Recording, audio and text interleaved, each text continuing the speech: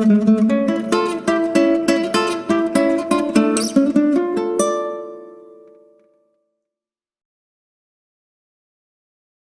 Students, আশা করি তোমরা সবাই খুব ভালো আছো। আজকের ক্লাসে আমরা ক্লাস 12-এর হেরিডিটি অ্যান্ড ভেরিয়েশন অর্থাৎ বংশগতি এবং বিভেদ এই যে চ্যাপ্টারটা আছে সেই চ্যাপ্টার থেকে তোমাদের এইচএস 2022-এর জন্য যে কোয়েশ্চেনগুলো হতে পারে এমসিকিউ, সেগুলো আমরা আজকের ক্লাসে আলোচনা করব। তো আমরা এই সিরিজটা করছি আমরা রায়ান মার্টিনের রেডি স্টাডি গো বলে যে বইটা আছে সেই বইটা থেকে। তো আজকের ক্লাসটা শুরু করা যাক। আমাদের ফার্স্ট কোয়েশ্চেন এই বংশগতি এবং বিভেদ চ্যাপ্টারটা থেকে। জেনেটিক্স কথাটি এসেছে জিন, জেনেসিস, জিনোম নাকি জিনোমিক্স থেকে। তো জিন আমরা জানি যে ডিএনএর একটা পার্টকে বলা হয় জিন। নেক্সট হচ্ছে জেনেসিস, 3 নাম্বার হচ্ছে জিনোম। জিনোম মানে হচ্ছে আমরা জানি যে একটা ক্রোমোজোমের যে হ্যাপ্লয়েড সেট এর যে সমষ্টি, তো হ্যাপ্লয়েড সেট ক্রোমোজোমকে বলা হচ্ছে জিনোম। আর হচ্ছে জিনোমিক্স। জিনোমিক্স টার্মটা তোমরা হয়তো নতুন জানলে, জিনোমিক্সটা তোমরা একটু ছোট করে এখানটায় লিখে নাও যে এটা হচ্ছে দ্য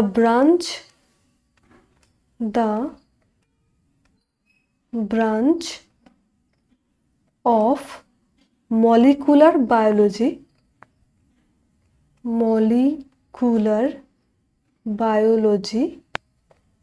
আশা করি এই কালিটা বুঝতে অসুবিধা হচ্ছে না। যদি তোমাদের পড়তে গিয়ে অসুবিধা হয় তাহলে তোমরা সেটা আমাকে জানিও। The branch of molecular biology concerned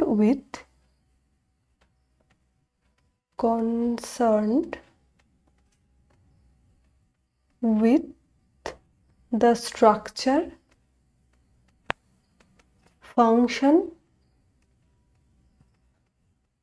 and evolution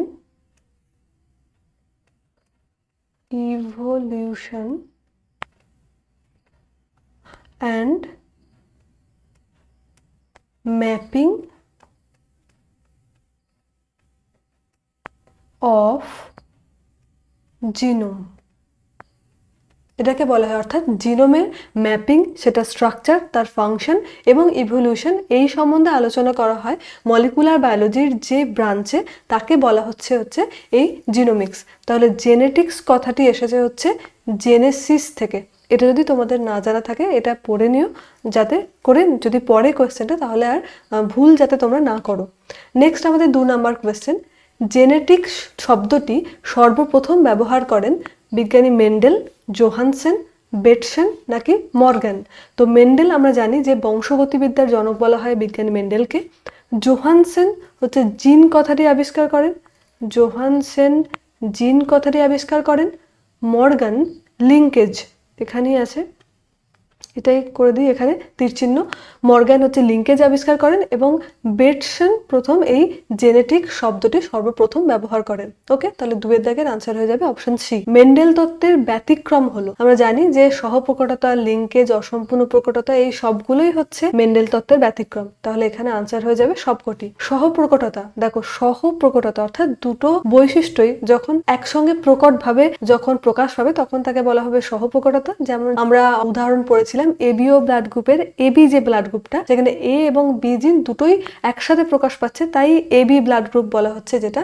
তো সেটা হচ্ছে সহপ্রকটতা বা কোডমিনেন্সের একটা উদাহরণ। লিঙ্কেজ কাকে বলে কি বলেছিলাম, যে একটা মাতৃজনুতে ক্রোমোজোমটা আছে, সেই ক্রোমোজোমের যে স্থানে জিনটা আছে, অপত্যের মধ্যে যে ক্রোমোজোমটা আছে তারও যদি সেই নির্দিষ্ট জায়গাতেই সেই জিনটা থাকে তাহলে বলা হয় যে মাতৃজনু আর অপত্য জনু যেটা সেটার লিঙ্কেজ হয়েছে আর কি। তারপর হচ্ছে অসম্পূর্ণ প্রকটতা কি না, অসম্পূর্ণ প্রকটতা মানে প্রকট আর প্রচ্ছন্ন দুটো বৈশিষ্ট্য থাকবে, কিন্তু এটা হচ্ছে যে জনিত্রজনু। প্রকট আর প্রচ্ছন্ন বৈশিষ্ট্য মিশ্রিত হয়ে যখন অপত্য জনুটা সৃষ্টি হচ্ছে সেখানে কিন্তু তোমার প্রকট বৈশিষ্ট্যের প্রকাশ না পেয়ে প্রকট আর প্রচ্ছন্ন দুটো মিশ্রিত হয়ে একটা নতুন বৈশিষ্ট্য যখন প্রকাশ পাবে তখন তাকে বলা হচ্ছে অসম্পূর্ণ প্রকটতা। যেমন আমরা এটার উদাহরণটা পড়েছিলাম, একটা লাল সন্ধ্যামালতী ফুল দিয়েছিলাম এবং আরেকটা হচ্ছে সাদা সন্ধ্যামালতী ফুলের মধ্যে ক্রস করানো হয়েছিল, দিয়ে দেখা গেছিল যে অপত্য জনুতে গোলাপি ফুল উৎপন্ন হয়েছিল, এখানে লালও হচ্ছে না সাদাও হচ্ছে। তাহলে অসম্পূর্ণ প্রকটতা, যে প্রকট বৈশিষ্ট্যটা সেটা সম্পূর্ণভাবে প্রকাশ পাচ্ছে না, তাই এটা অসম্পূর্ণ প্রকটতা বা ইনকমপ্লিট ডোমিনেন্স বলা হয়। প্রকটতা মানে হচ্ছে ডোমিনেন্স, সহ হচ্ছে কো আর অসম্পূর্ণ হচ্ছে ইনকমপ্লিট। তাহলে 3-এর দাগের এখানে আনসার হয়ে যাবে ডি। অ্যালিল হলো সমসমস্ত ক্রোমোজোম, যুগ্ম সেক্স ক্রোমোজোম, জিনের পরিবর্তিত রূপ নাকি কোনোটিই নয়? তো অ্যালিল হচ্ছে জিনের পরিবর্তিত রূপ। যেমন আমি বলেছিলাম যে উচ্চতা নির্ণয়কারী একটা ধরো জিন আছে, সেই উচ্চতা নির্ণয়কারী জিনের মধ্যে আবার যে ভাগগুলো, তার বিভিন্ন ভাগ আছে। যেমন কি উচ্চতাটা তোমার লম্বাও হতে পারে, বেটেও হতে পারে। লম্বার জন্য ক্যাপিটাল টি, বেটে যেটা সেটার জন্য স্মল টি। অ্যালিল হচ্ছে একটা জিনেরই পরিবর্তিত রূপ, উচ্চতারই একটা পরিবর্তিত রূপ হচ্ছে সে লম্বা হবে নাকি বেটে হবে নাকি মাঝারি হবে। অ্যালিল হচ্ছে জিনের পরিবর্তিত রূপ, এটা তোমরা ভুলবে না। দ্বিসংকর জননের টেস্ট ক্রস অনুপাত হবে 9:3:3:1, 1:1:1:1, 1:1 নাকি 15:1। দ্বিসংকর জননের টেস্ট ক্রস অনুপাত হবে 1:1:1:1। তাহলে 5-এর দাগের আনসার হয়ে যাবে অপশন বি। তো টেস্ট ক্রস কাকে বলে? একটা প্রকট আর একটা প্রচ্ছন্ন বৈশিষ্ট্যের মধ্যে যদি ক্রস ঘটানো হয়, দিয়ে যে অপত্যটা উৎপন্ন হলো, সেই অপত্যের সঙ্গে যদি প্রচ্ছন্ন বৈশিষ্ট্যের যদি আবার ক্রস করানো হয়, তখন সেই ক্রসটাকে বলা হচ্ছে টেস্ট ক্রস। আমি পড়েছি তোমাদের বংশগতি বিভেদের যে আলাদা করে প্লেলিস্ট আছে, সেখানে তোমরা একবার দেখে নিও ব্যাক ক্রস টেস্ট ক্রস কাকে বলে। এটা হলো টেস্ট ক্রস, মানে হচ্ছে অপত্যের সঙ্গে হোমোজাইগাস প্রচ্ছন্ন জীবের যে সংকরায়ন তাকে বলা হচ্ছে। আর ব্যাক ক্রসটা কি বলেছিলাম, যে অপত্যের সঙ্গে জনেত্রী জনু, সেটা প্রকট হতে পারে, প্রচ্ছন্ন হতে পারে। নেক্সট আমাদের 6 নাম্বার কোয়েশ্চেন। মেন্ডেলের এক সংকরায়ন পরীক্ষায় F2 জনুতে প্রাপ্ত জিনোটাইপিক অনুপাত হলো। এক সংকর জনন বলেছে, তাহলে এক সংকর জনন প্রক্রিয়ায় F2 জনুতে প্রাপ্ত জিনোটাইপিক অনুপাতটা হচ্ছে 1:2:1। 6 দাগের আনসার হয়ে যাবে অপশন বি। এটা খুবই ইজি কোশ্চেন ছিল। মেন্ডেলের দ্বিসংকর জনন পরীক্ষায় কতগুলি জিনোটাইপ সৃষ্টি হয়? এটা একটু বুঝে করতে হবে, ব্যাপারটা জানো তোমরা, কিন্তু একটু বুঝে করতে হবে। প্রথমত দেখতে হবে এটা দ্বিসংকর জনন বলেছে, কতগুলি জিনোটাইপ, কতগুলি জিনোটাইপের অনুপাতটা বলতে বলেনি কিন্তু। কতগুলি জিনোটাইপ উৎপন্ন হবে, 4, 9, 6 নাকি 8? এটার আনসার হবে 9। এখানে তোমরা দ্বিসংকর জননের যে চেকার বোর্ডটা আছে সেটা তোমরা দেখতে পাচ্ছ, আমি তোমাদের বলেও ছিলাম এটা কিভাবে হয়। তো দ্বিসংকর জননের এই দেখো জিনোটাইপ কতগুলো উৎপন্ন হচ্ছে, দেখো এই দেখো বলা আছে জিনোটাইপ 1টা, 2টো, 3টে, 4টে, 5টা, 6টা, 7টা, 8টা, 9টা। 9টা জিনোটাইপ উৎপন্ন হচ্ছে। জিনোটাইপের অনুপাতটা কিন্তু বলতে বলেন। জিনোটাইপ অনুপাত বললে এই যে 12, 24, 12, 12, 1, এই জিনোটাইপ অনুপাতটা চাইনি, এখানে বলেছে কতগুলি জিনোটাইপ উৎপন্ন হচ্ছে, তাই এটা 9টা হবে। সেটা তোমাদেরকে একটু বুঝে শুনে বলতে হবে কিন্তু। তাহলে 7-এর দাগের আনসার আমরা করব option B. Capital R small R, capital Y small Y, এই জিনোটাইপ থেকে কি কি প্রকারের গ্যামেট তৈরি হবে? তো ক্যাপিটাল আর ক্যাপিটাল ওয়াই একটা হবে, ক্যাপিটাল আর স্মল ওয়াই একটা হবে, স্মল আর ক্যাপিটাল ওয়াই আর স্মল ওয়াই, অর্থাৎ 4 প্রকারের হবে। এটা কোথায় আছে একটু আমরা দেখে নিই। Capital R capital Y, capital R small Y, small R capital Y, small R small Y. এই তো অপশন এটাই আমাদের আনসার হয়ে গেল, অর্থাৎ 8-এর দাগের হয়ে যাবে অপশন এ। বাকিগুলো আর দেখবোই না, কারণ আমরা তো এটাতেই পেয়ে গেছি আনসারটা। ওকে, 8-এর দাগের এ। নেক্সট চলে আসি 9-এর দাগে। অসম্পূর্ণ প্রকটতার কোন অনুপাতটি মেন্ডেলীয় মোনোহাইব্রিড ক্রস থেকে পৃথক হয় না? মেন্ডেলীয় মোনোহাইব্রিড ক্রস থেকে পৃথক হয় না যেটা, সেটা হচ্ছে জিনোটাইপিক অনুপাত, অর্থাৎ 1:2:1। এটাই হচ্ছে অসম্পূর্ণ প্রকটতার জিনোটাইপিক অনুপাত। এটা হচ্ছে মেন্ডেলীয় মোনোহাইব্রিড ক্রস, অর্থাৎ এক সংকর জননের, এটা হচ্ছে জিনোটাইপিক অনুপাত। তো নেক্সট আমরা চলে আসি 10-এর দাগের। 9-এর দাগের আমাদের আনসার হয়েছে এ। এক সংকর জননের পরীক্ষায় F2 জনুতে 1:2:1 ফিনোটাইপিক অনুপাত নিচের কোনটির উপস্থিতি প্রমাণ করে? অসম্পূর্ণ প্রকটতা, বহু অ্যালিল, প্লিওট্রপি নাকি কোনোটিই নয়? এটা হবে কোনোটিই নয়। মানুষের এবিও ব্লাড গ্রুপ কিসের উদাহরণ? আমি তোমাদের বলেছিলাম যে এবিও ব্লাড গ্রুপ একটা হচ্ছে সহপ্রকটতার উদাহরণ, আর একটা হচ্ছে মাল্টিপল অ্যালিলিজম, এটারও উদাহরণ। তো এটা হয়ে যাবে মাল্টিপল অ্যালিলিজম। এই সব কটার সংজ্ঞায় কিন্তু আমি আগে বলেছি, আর এগুলো যদি তোমরা আবার ভুলে যেতে থাকো, আমাদের আলাদা করে প্লেলিস্ট করা আছে, সেখানে গিয়ে তোমরা একবার দেখে নিও। নেক্সট আমরা চলে আসি 12 দাগের কোয়েশ্চেন। পলিজেনিক উত্তরাধিকারের একটা উদাহরণ হচ্ছে মানুষের গাত্রবর্ণ, sickle cell anaemia, cystic fibrosis নাকি এবিও গ্রুপ? তো এখানে যেটা হবে সেটা হচ্ছে মানুষের গাত্রবর্ণ। সিকল সেল অ্যানিমিয়া কি আমি বলেছিলাম যে একটা জিন যখন অনেকগুলো চরিত্রকে নির্ধারণ করবে, প্লিওট্রপি, সেটার উদাহরণ হচ্ছে সিকল সেল অ্যানিমিয়া। সিস্টিক ফাইব্রোসিস এটাও হচ্ছে একটা বংশগত রোগ, যেটা কি করে না লাংস এবং যে ডাইজেস্টিভ সিস্টেম আছে সেটাকে ক্ষতি করে, সেটার ক্ষতি করে। তো 12 দাগের কোয়েশ্চেনের আনসার হয়ে যাবে এ। নেক্সট আমরা চলে আসি 13 দাগের কোয়েশ্চেন। যখন একাধিক ফিনোটাইপিক বৈশিষ্ট্য এটি মাত্র জিন দ্বারা নিয়ন্ত্রিত হয়, তখন সেই ঘটনাটাকে বলা হয় মাল্টিপল অ্যালিল, এপিস্ট্যাসিস, প্লিওট্রপিজম নাকি অসম্পূর্ণ প্রকটতা? একই কোয়েশ্চেন, এটা হয়ে যাবে প্লিওট্রপিজম বা প্লিওট্রপি, বা যেটাকে বহু জিনের বহুবৃত্তি বলা হয়। একটাই জিন, যেমন সিকল সেল অ্যানিমিয়ার ক্ষেত্রে আমরা দেখেছিলাম যে সিকল সেল অ্যানিমিয়া সৃষ্টিকারী জিনটা হচ্ছে HB beta S, HB beta S এই জিনটা ফলে হিমোগ্লোবিনের আকারের পরিবর্তন হয়। এছাড়াও অন্যান্য যে অঙ্গগুলো আছে অঙ্গগুলো ক্ষতিগ্রস্ত হয়। এছাড়া যাদের ক্ষেত্রে সিকল সেল অ্যানিমিয়া হয় তাদের ক্ষেত্রে কিন্তু ম্যালেরিয়া রোগাক্রান্ত হয় না। একটা মাত্র জিন সেটা অনেকগুলো চারিত্রিক বৈশিষ্ট্যের পরিবর্তন ঘটাচ্ছে, তাই সেটাকে বলা হচ্ছে প্লিওট্রপি বা প্লিওট্রপিজম। তাহলে 13 দাগের আনসার হয়ে গেল অপশন সি। 14 দাগের question, capital A, capital A, capital B, capital B, capital C এবং small A, small A, small B, small B, small C এর ক্রস ঘটালে F1 জনুতে কত প্রকারের গ্যামেট উৎপন্ন হয়? এটা তোমরা নিজেরাই করলে বুঝতে পারবে। এটা হচ্ছে 8 প্রকারের গ্যামেট উৎপন্ন হয়। XX এই স্ত্রীলোকের বারবডির সংখ্যা হবে 3টে, কারণ 2টো থাকলে আমরা দেখেছি যে একটা চলে যায়, তো এখানে ক্ষেত্রে যেটা আছে সেটা হবে 3টে। নেক্সট, নিউক্লিওজোমে থাকে শুধুমাত্র হিস্টোন, ডিএনএ এবং হিস্টোন প্রোটিন উভয়ই, ডিএনএ এবং আরএনএ উভয়ই, নাকি শুধুমাত্র ডিএনএ? অবশ্যই এটা হবে ডিএনএ এবং হিস্টোন প্রোটিন উভয়ই একসঙ্গে বলা হচ্ছে নিউক্লিওজোম। নেক্সট কোয়েশ্চেন, হিস্টোন প্রোটিনে বেশি থাকে হিস্টিডিন এবং আর্জিনিন, হিস্টিডিন এবং লাইসিন, হিস্টিডিন, আর্জিনিন এবং লাইসিন, নাকি আর্জিনিন এবং লাইসিন? এটা হচ্ছে আর্জিনিন এবং লাইসিন হিস্টোন প্রোটিনে বেশি থাকে। 18 দাগের কোয়েশ্চেন, মেন্ডেলীয় ফ্যাক্টর বিচ্ছিন্ন হয় কোন দশায়? অ্যানাফেজ 1, অ্যানাফেজ 2, ডিপ্লোটিন নাকি মেটাফেজ?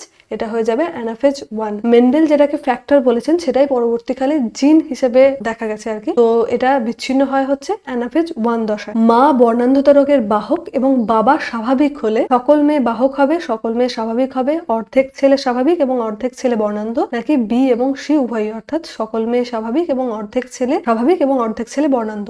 তো এখানে আমরা যেটা দেখবো সেটা হচ্ছে, প্রথমেই আমরা যেটা করব বলেছিলাম, মা বর্ণান্ধতা রোগের বাহক যেহেতু বলেছে তাই আমরা প্রথমেই এটা করব এক্স সি প্লাস আর এক্স সি এর সঙ্গে ক্রস ঘটানো হচ্ছে বাবা স্বাভাবিক, অর্থাৎ X C plus Y, X Y তার সঙ্গে এক্স সি প্লাস মানে হচ্ছে যে স্বাভাবিক, আর এই শুধু সি থাকা মানে সেটা হচ্ছে বর্ণান্ধতা রোগ থাকবে। তো এটা বাহক যেহেতু, তাই একটা বর্ণান্ধতা রোগের বাহক আছে, এখানে জিন আছে। তো এগুলোর মধ্যে ক্রস ঘটানো হলে দেখা যাবে যে এক্স সি প্লাস আর এক্স সি একদিকে, আর একদিকে থাকবে এক্স সি প্লাস আর একটা হচ্ছে ওয়াই। তাহলে এটার মধ্যে ক্রস ঘটানো হলে দেখা যাবে কি, যে এটাই হবে X C plus X C plus, এখানে X C plus X C, এখানটায় হবে এক্স সি প্লাস ওয়াই, আর এখানটায় হবে এক্স সি ওয়াই। তাহলে আমরা এখানে দেখতে পাচ্ছি যে এক্স এক্স যেটা সেটা হচ্ছে কন্যা, আর এক্স ওয়াই যেটা সেটা হচ্ছে পুত্র। তাহলে এক্স সি প্লাস মানে হচ্ছে এটা স্বাভাবিক, আর এটা হচ্ছে বাহক যেহেতু এই সিটা আছে। আর পুত্রদের মধ্যে এটা হচ্ছে স্বাভাবিক আর এটা হচ্ছে বর্ণান্ধতা রোগযুক্ত। তাহলে এখানে আমরা বলতে পারি সকল মেয়ে বাহক হবে না, সকল মেয়ে বাহক নয়, সকল মেয়ে স্বাভাবিক হবে না, স্বাভাবিকও নয়, কারণ এটা হচ্ছে তোমার বাহক আছে, তারপরে অর্ধেক ছেলে স্বাভাবিক এবং অর্ধেক ছেলে বর্ণান্ধ। হ্যাঁ, অর্ধেক ছেলে স্বাভাবিক এবং অর্ধেক ছেলে বর্ণান্ধ, অর্থাৎ আমাদের 19 দাগের কোয়েশ্চেনের আনসার হয়ে যাবে অপশন সি। তোমরা এই জিনিসটা প্রথমে দেখে নিও যে কোনটা স্বাভাবিক আর কোনটা বাহক বলেছে, সেই জিনিসটা তোমরা যদি করে নিতে পারো তাহলে তোমরা বাকি কোয়েশ্চেনটা ইজিলি সলভ করে নিতে পারবে। এরকম একটা অঙ্ক থাকতেই পারে 1 নম্বরের এরকম কোয়েশ্চেন, এবং থাকেও। এই দেখো, এটা পড়েছে এইচএস 2018-তে।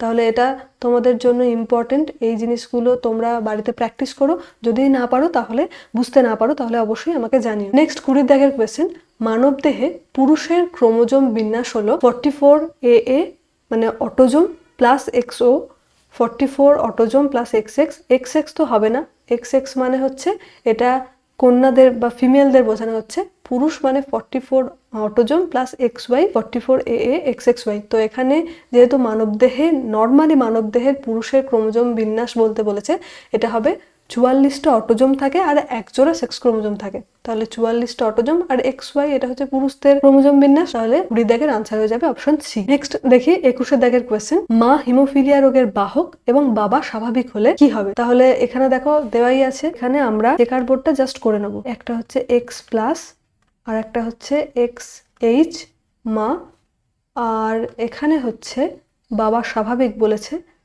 X প্লাস আর একটা হচ্ছে ওয়াই। তাহলে এটার চেকার বোর্ড করলে কি দাঁড়ায় সেটা আমরা একটু দেখে নিই। এটা হচ্ছে এক্স প্লাস এক্স প্লাস, এটা হচ্ছে এক্স প্লাস এক্স এইচ, এটা হচ্ছে এক্স প্লাস ওয়াই, এটা হচ্ছে এক্স এইচ আর হচ্ছে ওয়াই। তাহলে সকল মেয়ে বাহক হবে। সকল মেয়ে বাহক হবে না, এটা তো হবে না, কারণ এখানে সকল মেয়ে বাহক হচ্ছে না, এটা স্বাভাবিক হচ্ছে আর এটা হচ্ছে বাহক হচ্ছে। তাহলে অপশান এ হবে না। সকল মেয়ে স্বাভাবিক হবে। সকল মেয়ে স্বাভাবিক হবে, স্বাভাবিক, ঠিক আছে, হবে। অর্ধেক ছেলে স্বাভাবিক, অর্ধেক ছেলে হিমোফিলিয়া যুক্ত, অর্ধেক ছেলে স্বাভাবিক, অর্ধেক ছেলে হিমোফিলিয়া বাহক যুক্ত। তাহলে এখানে হয়ে যাবে আনসার বি ও সি উভয়ই, ঠিক আছে। 21 দাগের কোয়েশ্চেনের আনসার হয়ে যাবে অপশন ডি। বারবার বলছি কোনটা বাহক এটা যদি দেয়া থাকে তাহলে তো খুবই ভালো কথা, এর ক্রোমোজোমাল যে টাইপটা আছে, আর স্বাভাবিক।